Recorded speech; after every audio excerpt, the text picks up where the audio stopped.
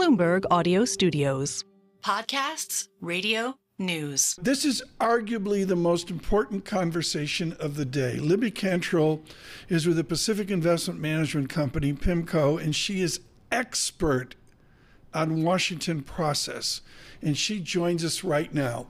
The president-elect is going to want to run this from the White House with some form of autocratic certitude. Who knows what it's going to be?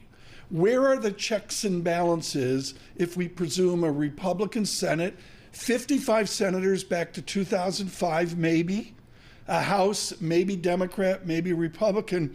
Where does Libby Cantrill see the checks in the balances of our legislation? Yes. Well, good morning. So the Senate looks almost definite that Republicans will have a 53-47 majority, Okay. and then Nevada and sort of Michigan, depending on how those states are called. So 53-47, a bit of a check, right? You need 60 votes still in the Senate to pass major legislation, except for tax bills, which can be passed via budget reconciliation, which only requires 50 votes. People's eyes glaze over, understandably, but it's actually quite important. Yes, mine just did. Yes, I know, but it is actually quite important.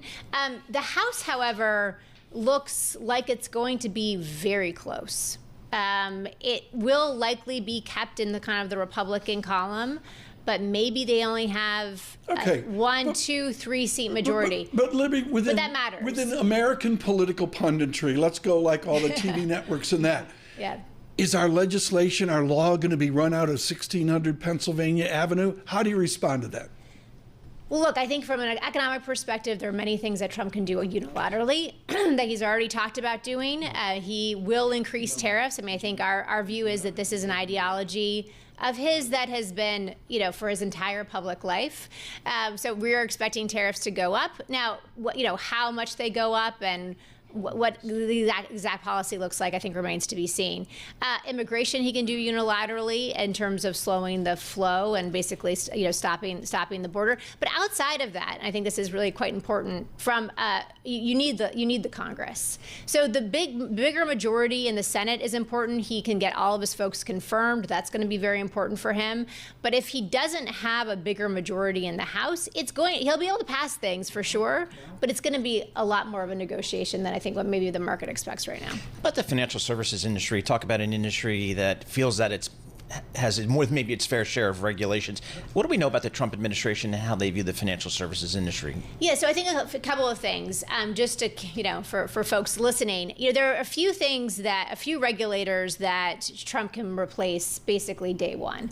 That's the CFPB, the Consumer Financial Protection Bureau, the FHFA, which oversees Fannie and Freddie, the OCC, and then he can likely nominate the new chairs of the SEC and the CFTC, but that will take time. The Fed, however, it's pretty clear that he cannot do anything with Chairman Powell.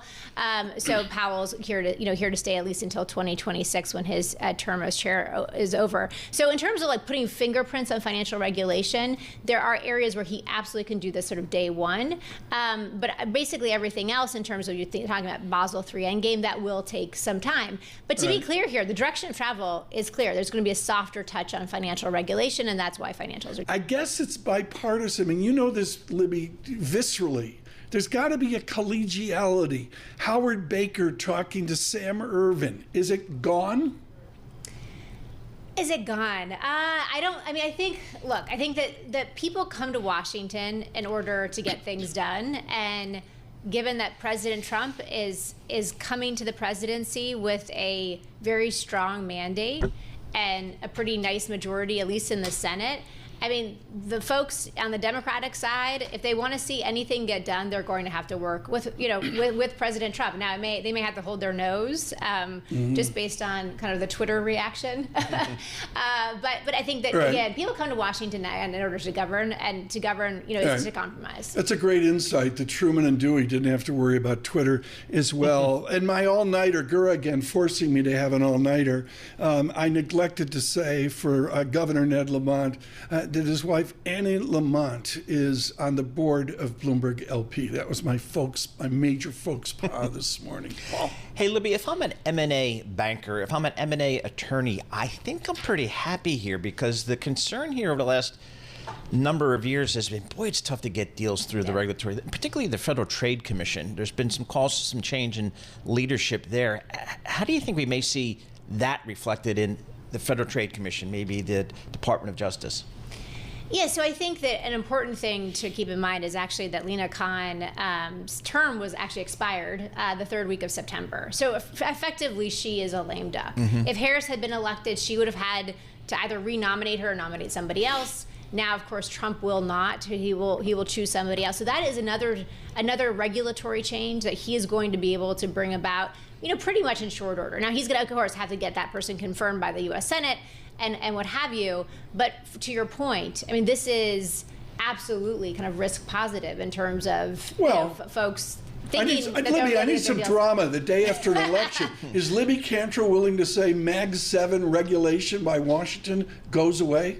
No, and I think this is actually quite important. So executive orders will go away, but actually deregulation takes a lot of time. Usually it takes years. What I think that the market is understandably and rightfully responding to is the absence of new regulation and just more clarity in terms of the regulatory landscape. I mean, the thing about President Biden, even though he ran more as a centrist Democrat back in 2020, he really nominated and was able to get confirmed some pretty ideological folks on the regulatory side, and that is going to be a big shift. But again, we shouldn't expect necessarily deregulation. We will see some executive orders unwound that will help traditional energy in particular. The LNG export pause, for instance, is likely to go away kind of day one. But outside of that, deregulation takes much longer. Arguably, the biggest issue for corporate Wall Street is taxation.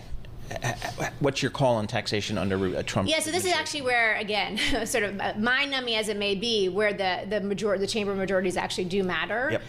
So, assuming that the Republicans keep the House, they will likely be able to get through an extension of all of the Trump tax cuts on the individual side. Now, remember, there are no expiration on the corporate tax side. So that is likely not going to change. I would sort of fade the idea that it's going to decrease significantly. The deficit's at 6.5%. Unlikely that he's going to be able to get Republican unanimity to do something that actually costs billions, hundreds of billions of dollars. Libby, 38 seconds. John from New Jersey emails in and says, "All I care about is a salt tax." Now Trump did it. He should have voted for Harris then. Right, but the salt tax stays. The salt cap, which is 10,000. Yeah. So if that expires, and if Congress doesn't do anything, that's fully reinstated. That is very unlikely. It costs about $1 trillion over 10 years. I do think that Trump will have pressure to increase the cap. Maybe it's to 20,000. Maybe it's even higher. Maybe it's to 40,000. So maybe your caller from New Jersey will be happy with that. But in terms of the reinstatement of the salt deduction, that is very unlikely. It is very expensive. It's about $1 trillion over 10 years. What do yields do in your space? Are yields, inflation yields, worry about the fiscal deficit? Is that a constraint for this political revolution? Is that a constraint for November Washington? 6th? I'm not sure that they understand what a curve steepener is, for instance. So I kind of doubt it. But obviously the bond market is reacting, right? And it's, the bond market is steepening. Now, again, we would have made the argument that regardless of whether it's Harris or Trump, both would have been bad for the deficit. We were looking at high deficits regardless of who won. So we would have said that the curve should have steepened regardless. Libby, come back the next time the Denver Broncos win. Libby Cantrill of PIMCO there, wishing Elway would return at some point.